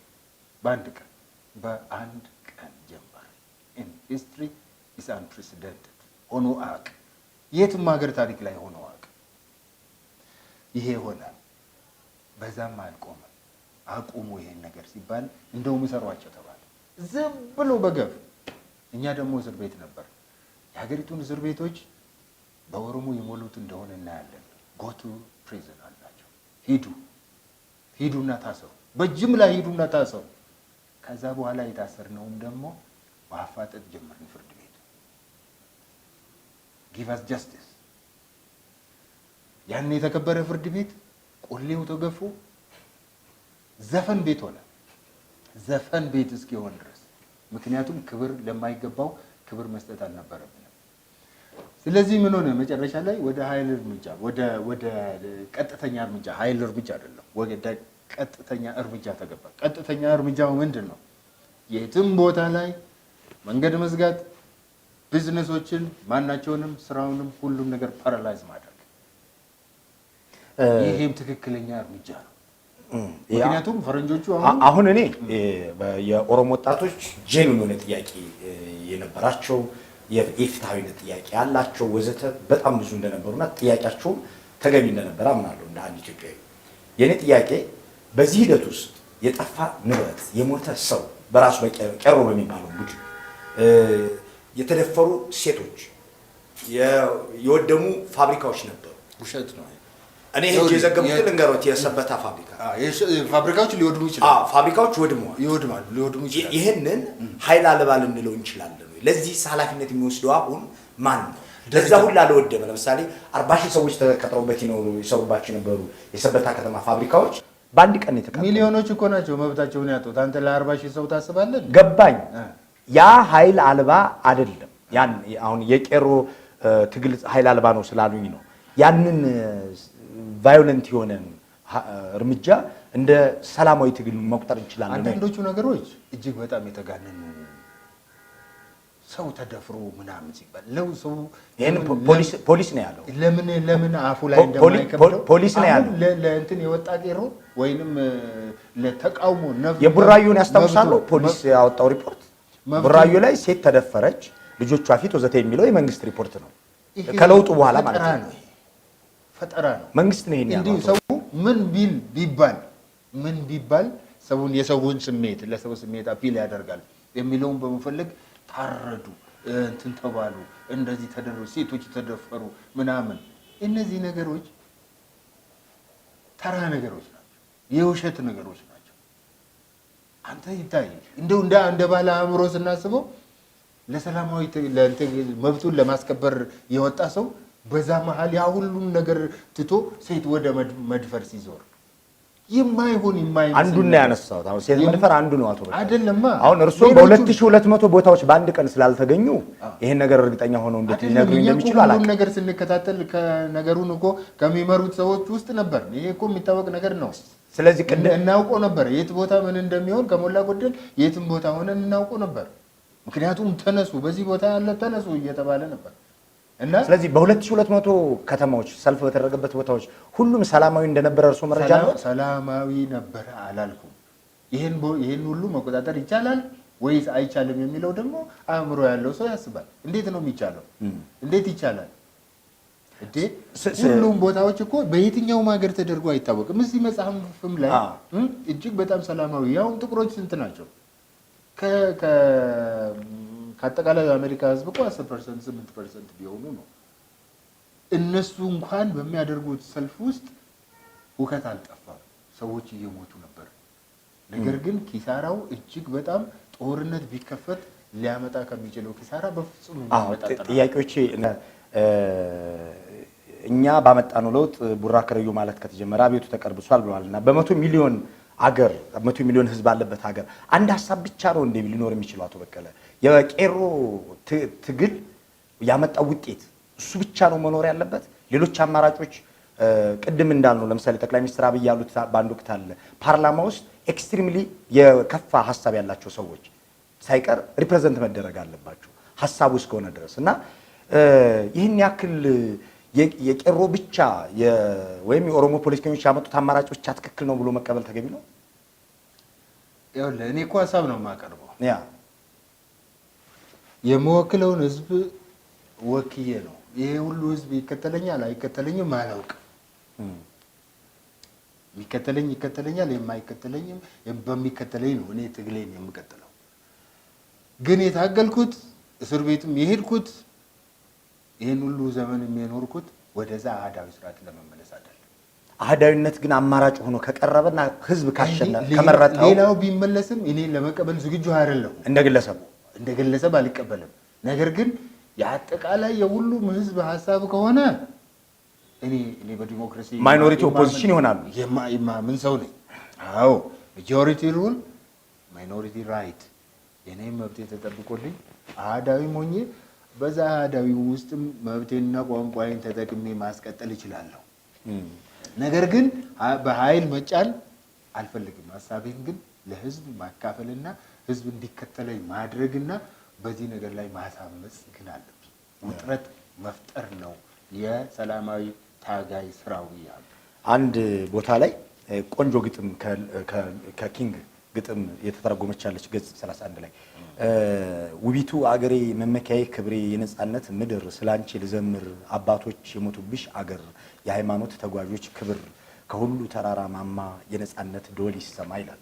ቆንጆ የአገራዊ ግጥም ያለው መንፈስ ነውና በደንብ ነው የተረጎሙት። ቅድም ያው እርስዎም ገጣሚ እንደሆኑ ሲነግሩኝ ነበርና ይሄ ግጥም ይዘን አንድ በሶሻል ሚዲያ ላይ ካሰባሰብኳቸው ጥያቄዎች አንዱ አቶ በቀለን ኢትዮጵያን ይወዷታል ወይ ብለህ ጠይቅልኝ አለ።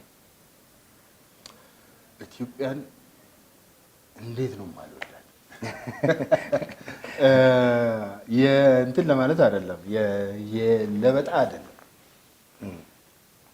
በኢትዮጵያዊነቴ ምናልባት በፖለቲካ ባህላችን አፍር እንደሆን ነው እንጂ በኢትዮጵያዊነቴ አፍሬ አላውቅም። ኢትዮጵያዊነቴን እቀበላለሁ፣ እወደዋለሁ። ቢኮዝ አም ክሬትድ ዛት ዌይ፣ እንደዛ ነው የተፈጠርኩት። ኢትዮጵያዊነት የተለየ መገለጫ አለው እንዴ? ምንም መገለጫ እኔ የተለየ መገለጫ አለው ብዬ አላምንም። እኔ ፈጣሪ የሰጠኝን ነገር መቀበል ነው የምፈልገው። ፈጣሪ እንዴት ነው የሰጠኝ? ፈጣሪ እንዴት ነው የፈጠረኝ? ኦሮሞ አድርጎ የሆነ ቋንቋ ከሚናገር ህብረተሰብ ውስጥ ፈጠረኝ። ዋይደር ደግሞ ኢትዮጵያ ከሚባል አገር ውስጥ ፈጠረኝ። እዛ አፍሪካ በአፍሪካዊነቴም አሁን የፖለቲካ ባህላችን ካልሆነ በስተቀር የሚለውን አሁን ምደግ ኦፌኮ አለ ወይ? የዶክተር መረራና የእሳቸው የሊቀመንበርነት ጉዳይ እንዲሁም የእርስዎ ሚና በፓርቲ ውስጥ ምንድን ነው ብለዋል። የኦፌኮ ደጋፊዎች ሆኖ አላቅም እንደዚህ አይነት ጥያቄ ጠይቀዋል። የኦፌኮ በእርግጥ አለ ማለት ይቻላል? ለምርጫ ሁሉ ሆኖ መቅረብ ይችላል? ምን አይነት አሰላለፍ ነው ያለው አሁን ኦፌኮ አካባቢ? እንደውም አሉ አሁን ኢትዮጵያ ውስጥ ካሉ የተሻሉ ድርጅቶች ውስጥ ሊመደብ የሚችለው አንዱ ኦፌኮ ነው ብዬ ነው የማስበው። አንደኛ ነገር ከብዙ ነገሮች ጋር ያልተነካካ ነው። ከምንም አይነት ጥገኝነት ነፃ ነው ኦፌኮ። ጥገኝነት ሲባል ጥገኝነት የመንግስት ተለጣፊ አይደለም፣ የውጭ ተለጣፊ አይደለም። አዎ ብዙ የተለጠፈ ፓርቲ አለ፣ ብዙ አሉ። በስም መጥቀስ ይቻላል? ያንን ምን የምናውቃቸው አይደሉም እንዴ? የመንግስትን ሀሳብ ሁልጊዜ የሚያራምዱ መንግስቱ የሚለውን የሚያስተጋቡ ግድ ለሚጥቀሱ አልጠቅስም ስለሆነ ማለት ለምን ከብዙ ወዳጆቼ ጋር ታጣላኛለህ። እና አንደኛ ነገር ባላንሱን ጠብቆ የሚሄድ ድርጅት ነው። በዲያስፖራ ተጽዕኖና ጫጫታ አቋሙ የማይዋዥቅ ወይም ደግሞ ከመንግስት የሚመጣበትን ጫና መቋቋም አቅቶት ወይንም ደግሞ ጥቅም ፈልጎ እዛ ስራ ሄዶ የማይችል እንዲህ አይነት ችግሮች የሌሉበት ድርጅት ነው። ራሱን ችሎ እየተንቀሳቀሰ ያለ ድርጅት። ኦፌኮ ዲሞክራሲያዊ ነው አቶ በቀለ? ዲሞክራሲያዊ ድርጅት እንደዛ ብለን ነው የምናስበው እኛ። ዲሞክራሲ አንዱ መመዘኛው እንግዲህ ምርጫ ነው። እናንተ ሊቀመንበራችሁን ይህን ያክል ዓመት ሌላ ሰው ቸግሯችሁ ነው ወይስ ምንድን ነው የሚሏችሁ ሰዎች አሉ? ከዶክተር መረራ ውጭ ኦፌኮ ሌላ ሰው የለውም? አለው። ዋናው ነገር ምንድን ነው? ብቃት ነው ማለት። አሁን ፕሮፌሰር መረራን ብንወስዳቸው ሙያቸው ሙሉ በሙሉ የፖለቲካ ስራ ነው። የኔ ስራ አሁን ፖለቲካ ስራ አይደለም። እኔ በፍላጎትና አንዳንድ ነገሮች ገፋፍተውኝ የገባው ሰው ነኝ። በሳቸው ደረጃ ፖለቲካን የማልረዳ ነኝ። ረጅም ጊዜ ያሳልፈውበታል በዚህ ነገር ላይ። ሙያቸው ሙሉ በሙሉ ፖለቲካ ነው። ያን ያህል ጊዜ የተማሩትንም ያስተማሩትንም ስለዚህ ፓርቲውን የመሩበት እሳቸው ከሁሉም አባሎቻችሁ የሚበልጡ ሰው ስለሆኑ እስከ ፍጻሜያቸው ድረስ ሊቀመንበር ሆነው ይቀጥላሉ ማለት አይደለም። እስከ ፍጻሜያቸው እሳቸውም ይፈልጋሉ ብዬ አላስብም። ነገር ግን አሁን ባለነው ሁኔታ የተሻሉ ናቸው፣ ሊመሩን ይችላሉ። ምንም አይነት ችግርም ደግሞ አላየንባቸውም አላገኘንባቸውም በሚል ነው እሳቸውን በራሳችን ምርጫ ሊቀመንበር አድርገን ያለ ነው። በሌላው መንገድ ግን ሁሉም ቦታ ሁላችንም እንሳተፍበታለን። ማድረግ የምንችለውን ነገር ከእሳቸው ጋር ተባብረን ደግሞ እየሰራ ነው። ጡረታ ስለመውጣት ያስባሉ እንደ አቶ በቀለ? አንድ ሬዲዮ ላይ እንደዛ ሲሉ ሰማሁ። እንደውም ረዘም ያለ ጊዜ ባላሳልፍ እመርጣለሁ። ከፖለቲካ ነው ከፖለቲካ እኔ ለፖለቲካ የተፈጠርኩ ሰው አለመሆኔን በጣም አውቀዋለሁ። ብዙ ሰዎች ላያውቁት ይችላሉ። እኔ ግን ውስጥ የሚነግረኝ እንደዛ ነው። የፖለቲካ ሰው አለመሆኔን ነው። በፖለቲካም ያለ መርካቴን ነው። ምክንያቱም ስለዚህ ተስፋ መቁረጥ ነው ወደ ጡረታ የሚያስወጣ? ተስፋ መቁረጥ አይደለም። እኔ ፖለቲካ ብተውም ለህዝቦች መብት መታገልን አልተውም። ምክንያቱም የተፈጠርኩት አምባገነኖችን ለመታገል ነው ብዬ አስባለሁ። ትግል አይቆምም። ግን የአንድ ፖለቲካ ፓርቲ ሆኜ ለመቀጠል ምናልባት አንድ ቦታ ላይ ማቆም አስፈላጊ ይሆናል ብዬ አስባለሁ። የሰዎች አፈጣጠር የተለየ ነው። እኔ ይሄ አገር ፖለቲካ የሚፈልገው አይነት ስብና ያለኝ አይመስለኝም ሳስበው። የሀገር የተለየ ፖለቲካ ስብና ይጠይቃል። የአንዳንዱ ሀገር ኮንቴክስት የዛን ሀገር ፖለቲካ ባህል ማወቅ ይፈልጋል እና ከዛ ጋር ራስን ማዋሃድ ይፈልጋል። እኔ ደግሞ ከዚህ ረጅም ጊዜ በኋላ ከዛ ጋር ማዋሃድ የሚችል ሆኖ አልታየኝም ሳስበው እና የሚመስለኝን እና ልክ ነው ብዬ የማምንበትን ነገር ወደፊት እየገፋው መሄድ፣ መናገር፣ መጻፍ አስፈላጊ ከሆነ እነዚህ ነገሮች እየገለጽኩ መሄድ ካልሆነ በስተቀር እንደ ፖለቲካ መሪ ወይም ተሿሚ ሆኜ ሀገር ለመምራትና ለማስተዳደር ውስጤ እንደዛ አይነት ፍላጎት የለም።